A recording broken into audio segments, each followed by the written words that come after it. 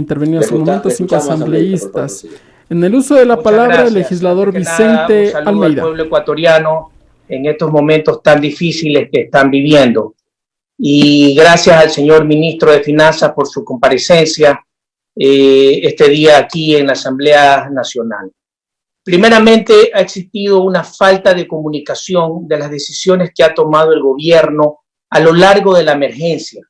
Ustedes, señor ministro, ustedes y su equipo han anunciado medidas económicas generales sin la debida explicación al pueblo ecuatoriano del impacto de estas. Ustedes, las autoridades económicas, no nos han dicho sin que exista alguna coordinación de las diferentes conclusiones de estas medidas económicas, que dan como resultado que el pueblo ecuatoriano se genere en él más pánico, haya más confusión.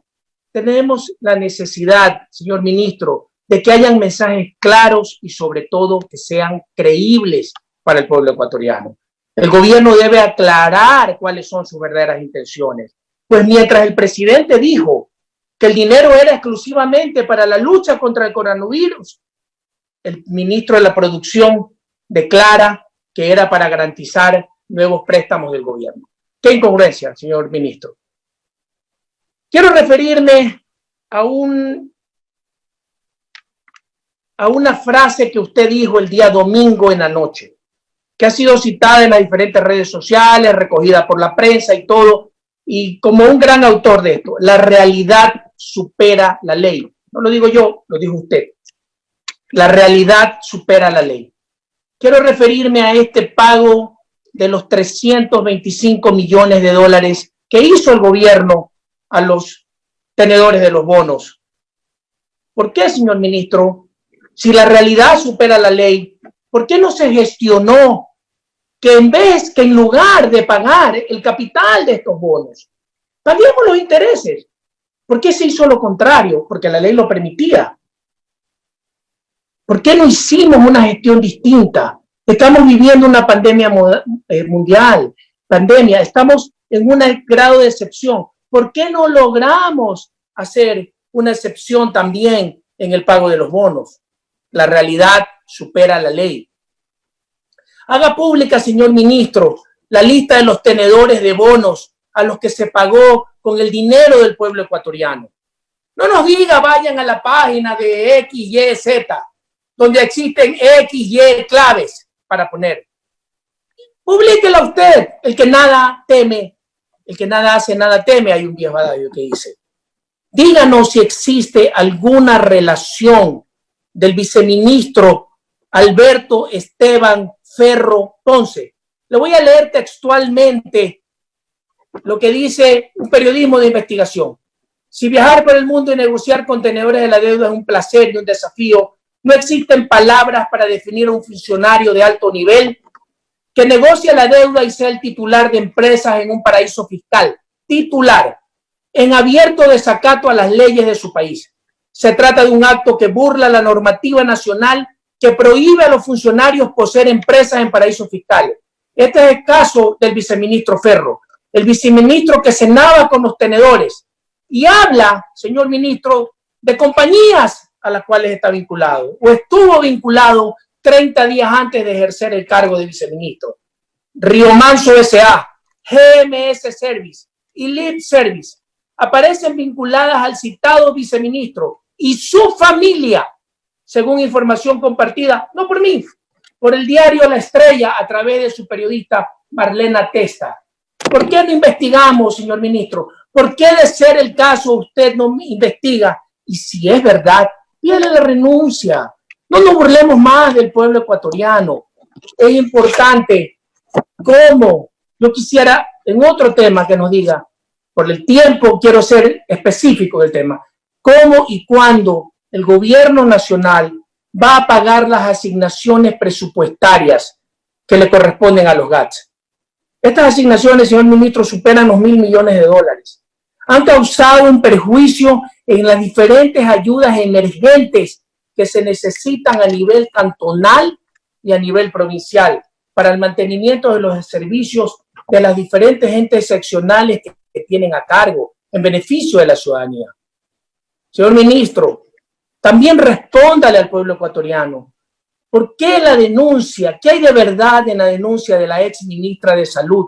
En el sentido de que no se le entregaron los recursos que supuestamente tenían que entregársele por la emergencia sanitaria y cuya consecuencia fue la renuncia irrevocable al cargo. Tiene que esclarecerlo, señor ministro, no dejarlo ahí, como lo han hecho otras autoridades a las cuales se les han consultado sobre el particular. Tenemos que evitar que ocurran desvíos de fondos, como ocurrió en el anterior gobierno con el terremoto de abril del 2016. Y para evitar el robo que casi ocurre en el Seguro Social, en el IES, con la compra de mascarillas e insumos médicos, y que gracias a Dios, por la muy oportuna investigación periodística realizada por el medio digital La Posta, se evitó. Señor ministro, la contracción de las actividades económicas, producto de la administración en la compra y venta de bienes y oferta y demanda de servicios, de la caída inminente de las exportaciones y de las importaciones, en la producción petrolera, en la baja de la producción petrolera, en la casi nula producción que tenemos ahora, en la baja recaudación tributaria, en la disminución en las remesas, hacen que se proyecte un decrecimiento en nuestra economía. Este decrecimiento se calcula, no lo digo yo, lo dicen diferentes analistas económicos, el economista Pozo, el economista Dávalos, el economista Spurrier, colegas suyos, lo calculan entre el 8 al 12%. Usted nos ha dicho entre el 4 y el 6% que proyecta usted y su equipo económico. Díganos la verdad. Esto va a generar, señor ministro, que muchas empresas deban disminuir sus actividades económicas, tengan que entrar en proceso de despidos. Yo, señor ministro, quiero poner en consideración suya y del equipo económico algunas alternativas. No hemos escuchado que haya una baja en el gasto fiscal.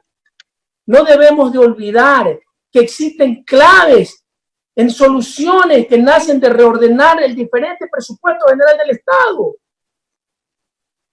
¿Por qué no enfrenta la crisis de la emergencia sanitaria en el país? Suspenda la obra pública que no sea emergente. El Estado, el Ejecutivo, es dueño del 97.5% del presupuesto, señor ministro. Baje el gasto fiscal, elimine las embajadas, los consulados, los agregados comerciales en países donde no son necesarios en los actuales momentos y de donde el dinero se va a chorros. Se lo vengo diciendo desde el año pasado cuando discutimos la ley tributaria. Basta de estas alianzas, basta de esta alianza con el Fondo Monetario Internacional, basta de este oprobioso organismo maldito y perverso que le hizo bajar el presupuesto a la salud inconstitucionalmente en el nuevo presupuesto general del Estado. Anulemos empresas como TAME y Petroecuador, señor ministro. Generemos estímulos, baje la tasa de interés, no le meta la mano al bolsillo al pueblo ecuatoriano, creándole más impuestos. Motive el consumo, cree la masa tributaria, no le exprima más a esta vaca flaca y delgada, engórdela, aproveche, cambie el sistema, suspenda el subsidio, pare el subsidio al contrabando, pare el subsidio a las personas pudientes, pero manténgalo para el transporte público, para la agricultura, para la pesca artesanal, para la ganadería. De esa forma motivará y impulsará y generará los elementos necesarios para el país. Quiero aportarle soluciones, señor ministro, que no son inventos míos, es un clamor de la ciudadanía. Solo así, economista Martínez, vamos a generar empleo, vamos a crear bienestar en los ecuatorianos. Solo así podremos recuperar la confianza de los ciudadanos en sus gobernantes. Solo así el pueblo ecuatoriano, que ya no aguanta más, podrá ver una luz al final del túnel. Ayúdenos, ayúdenos de corazón, se lo digo. Usted y su equipo económico son los que manejan la economía, no es la asamblea.